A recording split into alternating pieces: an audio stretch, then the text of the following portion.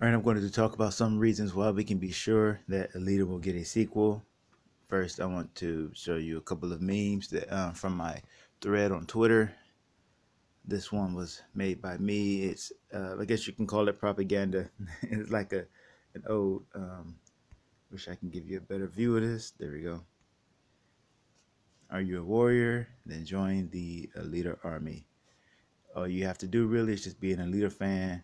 And I'm not the one who came up with the Alita Army hashtag. I'm just putting together a meme for it. But yeah, if you're a fan, support any way you can. See the movie, tell other people to see the movie, buy the merchandise. Sometimes if you can't make it to the movie, buy a ticket anyway, so that we can uh, make sure this movie does succeed. But I'm pretty sure we're going to get a sequel, and I'll show you why. I'm going to show you also a meme from. Wait a minute here. There you go. A meme from Enigma Seeker. I thought this was pretty funny. I would have worded it a little bit differently, but it was still pretty funny. So we have Alita meeting Scott Mendelson, and Scott says, "So we finally meet, Alita. You've certainly exceeded my expectations." I probably would have had him say, "Well, my girl, you certainly exceeded my expectations," but that's good too. That's a funny meme. And then there is one, oh, this is pretty cool too. I found some unicycles that actually looked like they were for real, like high performance racing and stuff. So I can't make this thing bigger. There we go. And that got me thinking, like, wow, I guess Hugo's motorcycle is actually not that far from reality then, right? It would be cool if something like that actually did function. And of course, I'm getting the dark chocolate and orange chocolate for the movie. Hopefully, I'll be going tonight when I get back home. Um, but after buying that chocolate, I had an idea. I started to think, well, why isn't there some kind of cross promotion between Lindt chocolate and the Alita movie? Because it makes complete sense, right? So you have a number of people posting pictures of their chocolate, chocolate and orange Lindt or whatever bars, and this person is doing it here. I think his is one of the first ones I saw. That was back in February, I think. And so then I decided to to add my little picture of the chocolate at the bottom there. But it got me thinking, and I sent the tweet out. I don't think they'll ever see it, but why isn't there some kind of promotion between Lindt and if I'm pronouncing it correctly, and Alita? It seems like a natural fit. Um, so there was another thing that I wanted. Wait, okay, there was. Okay, I don't want to go on too long. I'm just trying to show you just one other thing. But now that I think about it, there may be two things that I would actually like to show you. All right, this is what I want to talk about right here. But let me just skip past it for a second. Have another meme here. I just made this one yesterday on my phone, so it's not that great. You have Indiana Jones. He's found his treasure. He basically represents us. I could have put the fans on him, but I didn't think to do that at the time. I'll make a better one when I get home. And the treasure that he's looking at is Alita. So he goes to pick her up, and of course it's a trap, or it's it's, the rolling ball comes down after he takes the treasure. Now let's see here. There is one. There's a lot of things I could talk about, but I'm just trying to. All right, before I get to the article by Forbes that points out some things that gives you surety that the movie will get a sequel, I want to briefly share this blog, or I think that's what I think that's what it's called. I don't know, maybe it's a journal or whatever. This person here named Noral wrote something called "How I Fell in Love with a Cyborg," and he talks about his experience with his single mother who basically had a little too much on her plate, and the pressure got to her, and she became abusive towards him, and he became a shut-in, and essentially he was able to establish a connection with Alita in the movie, and some of his I'll just read some of this because this is really good. I would, maybe I'll put the link in there so you can read the whole thing yourself. But this is towards the end of what he wrote. He says, "All we want is to celebrate this piece of art together, but we can't. We stand back to back because we are under attack. We are called all sorts of names because we like a good movie with a lovable protagonist. We're attacked by people who claim to fight for diversity and equality, while yet they seek to destroy the diverse fan base Alita Battle Angel gathered. By people who claim to fight for minorities, for disenfranchised and underprivileged people, yet they attack victims of bullying, victims of harassment, victims of physical and emotional abuse, single parents, women, people of color who love Alita, people who claim to fight for respect, yet they dehumanize all those human beings who love Alita."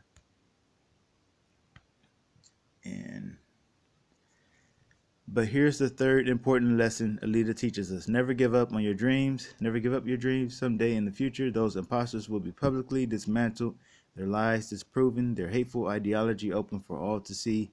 And on that day, we the fans, the diverse fan base of Alita Battle Angel, will come together and celebrate our movie, our heroine, our love. We do not stand by in the presence of evil. Now, and I put here, as I shared it, attackers of Alita Battle Angel and its fans are the most bigoted, hateful people of all. Ignore their finger pointing. Listen to the stories of those who have been touched by the inspiring journey of Alita. She's the most human person we've ever met. Now, from my experience dealing with these people, again, last night, yesterday, really, one person, as soon as they found out that I wasn't a white male, they stopped responding to me, yet they would respond to everyone else. And it's been probably over a day, and they still haven't responded to anything that I've said. And this was a white female feminist, and this was over that Mary Sue article. we were discussing it on Twitter, and a person yesterday who started talking to me in that Twitter thread, he kept trying to deflect and kept trying to go. That's what, not only that one person, but this other person too. They wanted to start talking about what the so-called right are doing and what the alt-right are doing and what these other people are doing. And I'm like, I'm just here talking about this hit piece by the Mary Sue on Alita Battle Angel. I'm not talking about anything else, all right? So there's this whataboutism, like, you say you're a fan of Alita, or you say you're a fan of female characters, yet you're defending this article by the Mary Sue. And even if you say you're not defending it, why won't you go after it? Why are you actually running the defense for it by trying to steer me away from calling this out and trying to get me to talk about what Ethan Van Sciver is doing? He's making videos on Captain Marvel every day, or blah blah blah blah. I don't care, you know. I'm in the Twitter thread by the Mary Sue attacking Alita Battle Angel. That's what I'm talking about. I'm not talking about anything else that's going on. And so these people, of course, began to ignore me. The people who claim to be representing me, to claim this is nothing new, I'm used to this, to claim to be fighting for me, ignore me. They ignore my voice. I shared it with my video with them. And I guess I should show rather than tell, but I'm not sure if I'll be able to find the comment in my notifications. So I shared my video with him, and the guy says, well, he doesn't watch YouTube videos from people I'm like, you lying. You know, in my head, I'm like, you lying. Nobody there's. I don't think there's a person on this earth that doesn't watch YouTube videos. You are lying. He was just making an excuse not to watch the video that I posted, saying exactly why the Mary Sue was wrong about Alita Battle Angel. He refused to watch the video. And so anyway, let's get back to the main point of this video here. We are talking about I think I went too far. All right, I lost the actual place. I gotta find it again. The Forbes article by I think it was Scott Mendelson, and it was about Terminator. However, I think it applies to, here it is. I'm not going to go to the website to read the whole thing. I'm just going to read the snapshots that I have of it. And so, yes, it was by Scott Mendelson, and it says, "Can Terminator Dark Fate succeed where Salvation and Genesis failed? Box office." Okay, so Scott, in here, he kind of tries to protect himself a little bit. A lot of things changed since Alita hit 400 million. A lot of things changed. There was this whole attitude of Alita is not going to get a sequel, Alita's going to bomb, and this and that. But after it reached 400 million, then some of the attitudes switched to people saying things like, almost like protecting themselves, like, well, I never said it was going to do that bad, or I actually liked the movie and this kind of stuff. But then you had sites like Mary Sue coming out to attack, and the feminists have never stopped attacking this movie, and yet they claim to, or whatever. Yeah, they. It's ironic that the men are more feminist than the feminists are, because the men are here saying that a woman can be whatever she wants to be, whoever she wants to be. You can't tell her what to do, how to dress, and all of these things. You can't shame her for these things, and you can't shame her for the people she loves and the people who love her. And these are men who are defending this female character based on the things that the feminists claim that they actually are fighting for. So it's ironic that the men are more feminist than the feminists are. Anyway, so Paramount Viacom just dropped 6 images courtesy of IGN, available at the end of this post, from the Tim Miller directed and James Cameron produced Terminator Dark Fate. The thing that I wanted to point out about this was that James Cameron doesn't just have connections with Fox, right? He has connections with Paramount Viacom as a distributor. As I've pointed out before, Disney is not the only option for a distributor for Alita Battle Angel. There is no reason at all Jim Cameron is obligated to work with Disney. He doesn't have to. I know that makes a lot of the Disney fanboys upset, but it's true. He doesn't need to work with Disney at all. He can go to, there's Universal, there's Paramount, but why not just go with Paramount, because he already has Terminator over there. So, and not only that, but he has, let's say this Terminator movie has been in development at the same time that Alita has. So James Cameron has been able to be a producer on both, while he has passed the directorial duties off to another person. And so far with Robert Rodriguez, that turns out to be the best. Well, we pretty sure he was the best person for the job after seeing the final product. I think he was.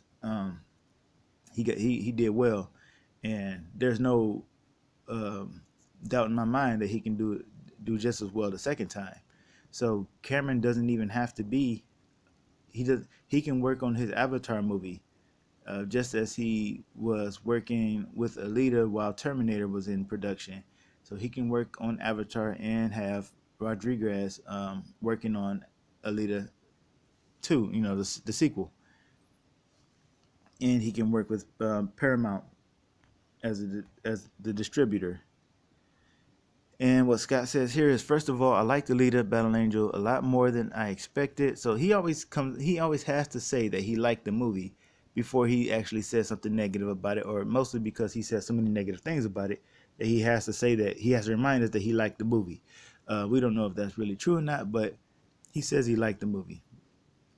So the notion of James Cameron merely acting as a hands-on producer and co-writer for Terminator sequels, or a Terminator sequel directed by someone else, Deadpool's Tim Miller in this case, is that much more inviting. Even if we argue that Alita Battle Angel didn't earn enough to justify a sequel, its 400 million plus global take, despite most pundits, not me, he has to throw that in there, saying that he wasn't one of those who expected it to dive bomb on President's Day weekend. And once again, that shows, as I pointed out, how many, how negative the press around Alita has been from the start. They've always been saying that this movie was going to dive bomb. It was there was the negative reviews. There was so much negative publicity. So it's not people just focusing on the negative articles or just anything like that. Even the media is coming out and saying there was negativity surrounding this movie. Almost everyone predicted it would bomb. Almost like a vast majority gave it harsh critical reviews. The negative media cannot be denied when the media actually comes out and says that there was negative media around the movie. So for more proof, look at the other videos that I've made. So that much more inviting, even if we argue that Alita Battle Angel didn't just earn enough to justify a sequel. All right, so that's another point. Alita made 400 million. The Fox insiders, according to Hollywood Reporter, the Fox insiders, as I showed in the past video, said that they needed 350 million global to break even. Alita got 400 million globally. That's why I say things change. So there seems to be kind of a shift in the wind after it hit 400 million, and I don't know whether that indicates that people behind the scenes know more than they're telling us, or what. But there's always been this 500 million number floated out there that was given by an unnamed source that they called a rival studio or outside analysts. They've said that this 500 million number was needed, and that was attributed to those unnamed sources. Now, I'm not. If they can't name a source, I'm not under any reason. I'm not under any conviction to give that 500 million number any kind of credit. I'm just going to go with what the Fox insider said. They needed $350 million, and that makes sense because the production budget was only $170 million after they got the tax cuts and everything. And unless they got even more that we don't know about, but down here towards the bottom, we read that I'm going to start at his name. Okay, so his name plus his most famous franchise, give or take Avatar, and its theoretical sequels may mean a winning combo, especially if speculation alert that kept the budget down compared to the 155 million to 200 million budgets for the last 4 Terminator movies. Now the last 4 Terminator movies had somewhere between 155 million to 200 million dollar budgets. Now I believe they did make more money than Alita, but at the same time that shows that Cameron he's never been afraid to go with a budget between 155 million to 200 again and again and again, even when the end result didn't demand a sequel. You know, like if there wasn't really enough return to say, well, people want a sequel, he did it anyway. And so that is why I made this list. I would have probably listed more things if I had more, if Twitter would allow me to, but So I put reasons to be sure Alita Battle Angel will get a sequel. Cameron pursues passion projects even when the small profit doesn't demand sequels. He has Rodriguez to direct. He can use Paramount Viacom. Fox Insider said Alita needed 350 million globally. Alita got 400 plus million. So in my humble opinion, it's almost certain that James Cameron has more than enough reason to go ahead with his passion project and do the next movie. And you don't end Alita the way you did with the way he did with Alita pointing her sword at the sky and then playing the swan song um, end credit song without having uh, already set your mind on doing the second one. I think his main point was as long as the movie doesn't bomb, we're going to do the second movie. And the movie did not bomb. So yeah, I think it's a pretty sure deal that the movie's going to get a sequel. But keep supporting it anyway because we want to make our voices heard and let them know that we want more movies like this and not more political mouthpieces or activism in movies in entertainment. We don't need propaganda. We want entertainment, not propaganda, regardless of what political slant it has. We're not there to be preached at. We're there to be entertained. So I believe that's all I wanted to share. So thank you all for listening and have a great day.